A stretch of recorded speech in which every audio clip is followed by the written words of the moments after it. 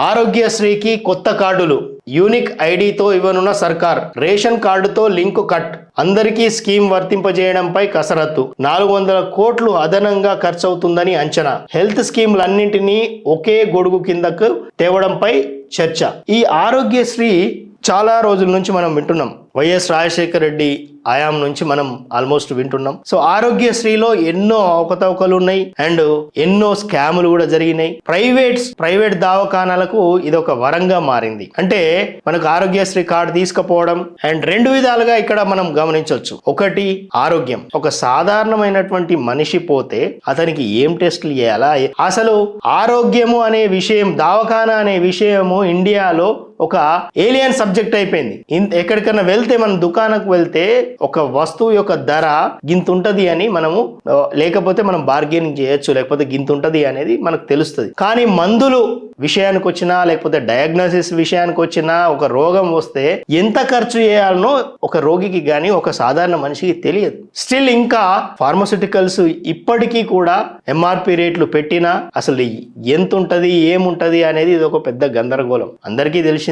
Doctors కి and pharmaceuticals కి, అంటే మందుల షాప్ కి అండ్ డయాగ్నోసిస్ కి ఎలాంటి సంబంధాలు ఉంటాయి, ఎలాంటి అంటే ప్రోత్సాహకాలు ఇస్తారు. ఒక్కొక్క డాక్టర్ కి ఒక మందు రాస్తే అంటే ఎన్ని రాయాలి, ఎంత రాయాలి అండ్ ఏమేం టెస్టులు రాయాలి, వీటన్నిటికీ వీళ్ళందరి ఒక మాఫియా ఉందండి. ఈ మాఫియాలో ఎట్లా ఉంటదంటే, మనం అందులో ఇరుక్కుపోయినామంటే బయటకు రాలేం. ఈ మాఫియా నుంచి రక్షించడానికే ఆరోగ్యశ్రీ అనే పథకం వచ్చింది. మంచిదే. ఈ ఆరోగ్యశ్రీ పథకం వచ్చిన తర్వాత కూడా మొదట మంచినే నడిచింది. దాని తర్వాత ప్రైవేటు డాక్టర్స్, ప్రైవేటు హాస్పిటల్స్ మనకి అవసరం ఉన్నా లేకున్నా చాలా ఆపరేషన్స్ జరిగినాయి అని విన్నాం. ఇప్పుడు సపోజ్ మనలో కొన్ని కేసులు, మా ఫ్రెండ్స్ కొంతమంది డాక్టర్స్ ఉన్నారు, హాస్పిటల్స్ ఉన్నాయి, కొంతమంది వాళ్ళు కల్లారా చూసినటువంటి విషయాలు మనకి చెప్తుంటారు. మనకు అవసరం లేదు అంటే, మనలో ఒక అపెండిసైటిస్ అనేది ఉంటుంది, అవునా? అది అవసరం లేదు జనరల్ గా. కానీ ఎవ్వరికి ఆరోగ్యశ్రీ దానిలో వాళ్ళకి డబ్బులు రావాలి కాబట్టి ఆ అపెండిసైటిస్ దాన్ని ఆపరేషన్ చేసి తీసి 20 నుంచి 30 వేలు వాళ్ళు దండుకునేటోళ్ళు. ఒక చిన్న మనకి కడుపు నొప్పి అని పోతే కథం అపెండిసైటిస్, తలనొప్పి అని పోతే ఏదో రకాలైన టెస్ట్ చేయడం, ఏదో ఆపరేషన్లకి వాళ్ళు దారి తీయడం. సో ఇట్లా, ఎందుకంటే మనకు తెలిసిందే ఏ ఇన్సూరెన్స్ అయినా అందులో అడ్మిట్ అయితేనే డబ్బులు వస్తాయి. సో ఆరోగ్యశ్రీ కూడా అడ్మిట్ అయితేనే వాళ్ళు అడ్మిట్ చేసుకోవడము అండ్ బెడ్ ఖర్చులు అంటారు, లేకపోతే డయాగ్నోసిస్ ఖర్చులు అంటారు, టెస్టులు రాస్తారు.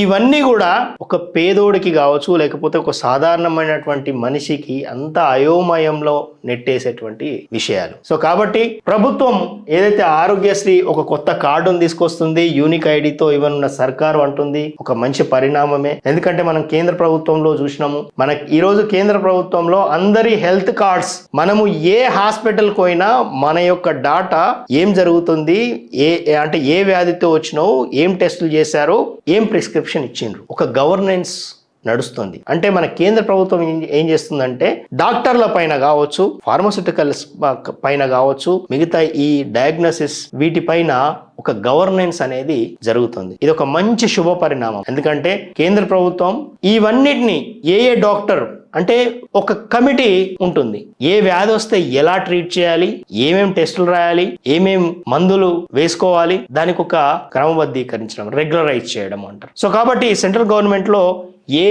అంటే ఇవన్నీ కూడా డాటా ఉంటుంది. సో ఈ డాటాను బట్టి ఏ డాక్టరు మనల్ని మోసం చేయకుండా ఉండడం కోసమే ఇవన్నీ కార్యక్రమాలు జరుగుతున్నాయి. ఆ కేంద్ర ప్రభుత్వంలోంచి తీసుకున్నటువంటి కొన్ని అంశాలని, సూచనల్ని మన స్టేట్ గవర్నమెంట్ కూడా ఈరోజు యూనిక్ ఐడితో ఇవ్వనున్న సర్కారు. సో ఇక్కడ హెల్త్ స్కీములన్నింటినీ ఒకే గొడుగు కిందికి తేవడంపై చర్చ. మంచిదే. ఎందుకంటే ఒక్కొక్క హెల్త్ స్కీమ్ ఇవన్నీ కూడా ఎట్లా ఉంటాయంటే, రెగ్యులరైజ్ చేయకపోతే ఒక హెల్త్ స్కీమ్ తీసుకుంటాం, ఇంకొకటి ఒక హెల్త్ స్కీము కొన్ని వ్యాధులను అందులో చేరుస్తారు, ఇంకొక హెల్త్ స్కీము కొన్ని వ్యాధులను చేర్చరు. ఇవన్నీ తలకాయ నొప్పులు చాలా ఉంటాయి. సో కాబట్టి ఇంకా మనం ఎప్పటి నుంచో చిత్రగుప్త నుంచి ఎప్పటి నుంచో అనుకుంటున్నాం, ఈ హెల్త్ అనేది ఇది ఫ్రీగా చేసేయాలి.